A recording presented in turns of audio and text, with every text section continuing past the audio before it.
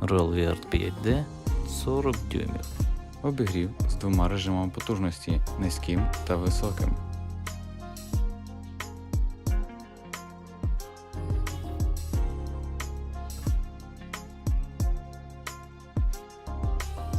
Має 5 режимів регулювання гучності, імітації звукопотріскування дров. Таймер відключення.